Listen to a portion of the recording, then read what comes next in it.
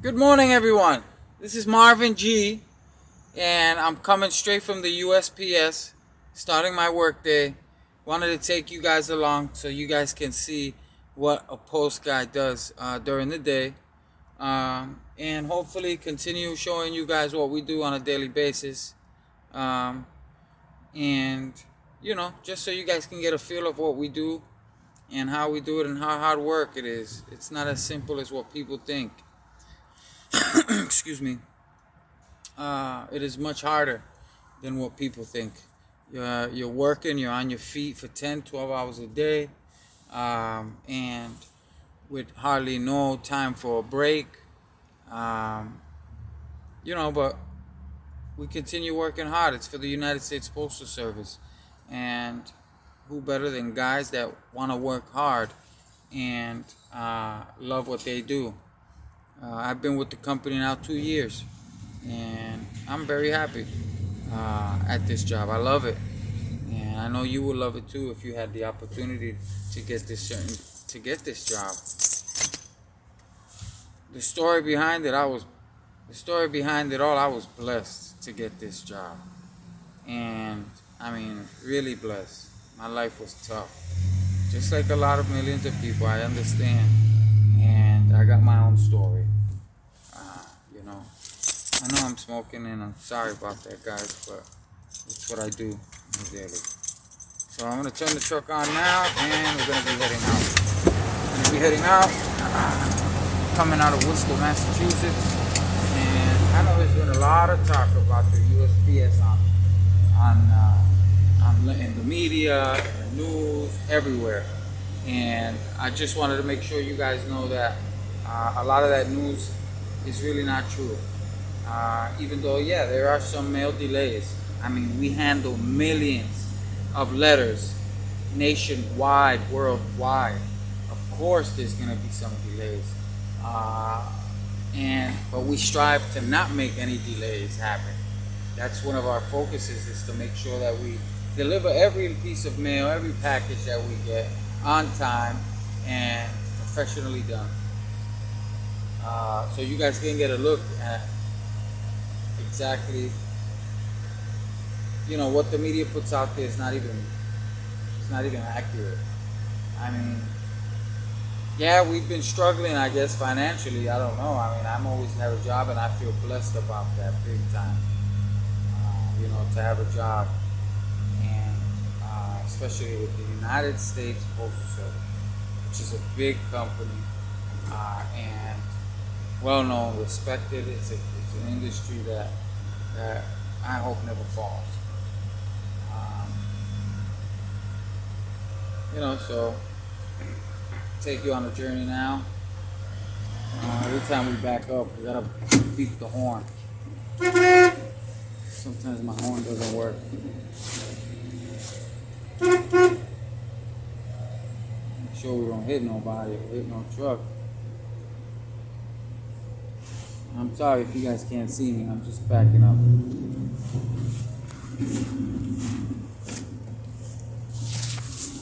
Now, on our way to hit the streets. Right, we work in Worcester, Massachusetts. This is the post office in Worcester, Massachusetts, and this is the second biggest city in New England, and that's one of the things that we are so proud of. That we work in the second biggest city in New England, Worcester, Massachusetts. First biggest is Boston, and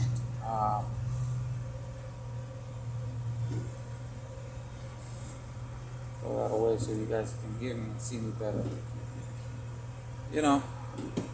Cold right now. We're in the cold. We do it winter, rain, snow, rain, whatever, hail, all weather conditions, and we are out there for 10 hours walking on the cement, dealing with all that other stuff, 10, 12 hours a day. It's not an 8-hour job, which is a blessing, because I get to have a little extra money, which is a blessing and a half, because I have a family to support, obviously, as we all do. the city's. I love my city. I love Worcester. Born and raised in Worcester, Massachusetts, and I'm very proud to call Worcester my home. Everything's changing in this city. I'll tell you that right now. Everything is changing. Oh, everything is changing in this city. Building a lot of stuff, a lot of new buildings, a lot of new everything. I mean, and I don't know. You see my hat? It's got a nice little flashlight. And I mean, now heading to my first stop, which is in another, almost close to another town in Worcester, but not that much farther away. You know, and if you can see, this is my load here. This is my load that I got. These are the mail that I have. I have more down here. Take care of newspapers. The newspapers have to go out with the ads. Go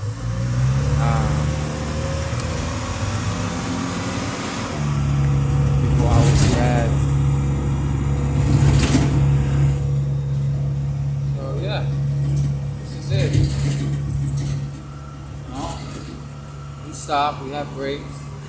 Grab all, you know. But it's really tough to get a break, especially when you're working so long during the day, and you know, it could be tough not being able to eat, take a break. But a lot of us do. I'm sure a lot of us take breaks. You know, some of the older guys who are career, because in the post office, when you start off, you're just a city assistant. You're just a carrier assistant, meaning you take up all the routes that people are on vacations, people that have retired or are out on medical leave, and or routes that nobody wants to do because they're the toughest ones in the rough neighborhoods, what I like to call the ghetto neighborhoods. Where I'm telling you right now, this is one of the toughest areas to deliver mail. There's always no names on mailboxes, and not just in those tough areas. In a lot more areas, you know, even in other areas that is not populated in the ghetto. You know, there's the mailboxes are like no names on them, which is you can't deliver the mail if their last name is not on the box.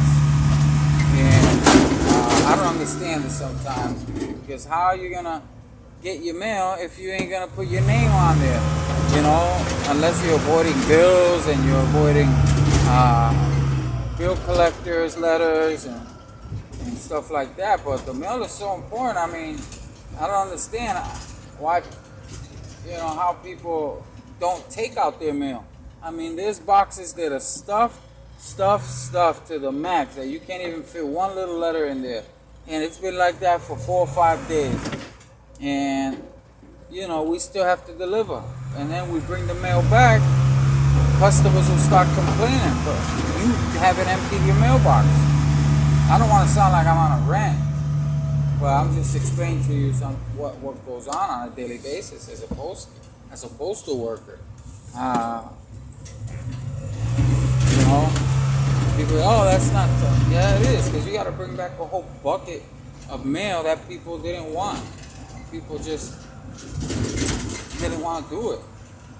You know, I mean, see their stuff. I don't understand it. Deliver packages that people have purchased, and even their names ain't there, and or they don't live there. So, you know, it's not easy. Right now, it takes me about 15 minutes to get to the first stop where I'm at, so driving a little bit. And, you know, the USPS is a great facility, great job. We understand that now during this election, in the media they're saying about the mail-in ballots have been one of the toughest ballots to count. Fine. But I want to tell you that every time we had it, and anytime we pick up any mail from the road, we bring it back and we organize it. We organize it. We put it where it goes, where it's supposed to go. Ballots in a separate bin, and metered mail, which is the mail that has the red stamp. It doesn't have a stamp, an actual stamp on it. It has like it's a red or not sticker, but like a stamp, not a regular stamp that you buy, but a stamp with ink.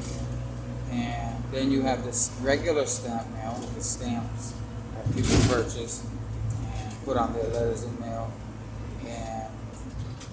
And you have packages that people leave for you to bring back to the mail, to bring back to the post office. So the election ballots that we have collected have been processed, have been gone to their locations.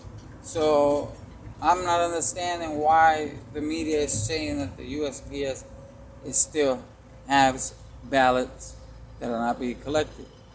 I understand it's such an important election with Trump and Joe Biden fighting for the presidency, and it looks like Joe Biden's ahead, but I just put everything, we leave everything in the Lord's hands.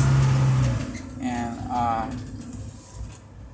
right now I'm just gonna make a quick pit stop. Quick pit stop here at the gas station before I hit the road. Not hit the road, I already hit the road, but before I go to my first stop.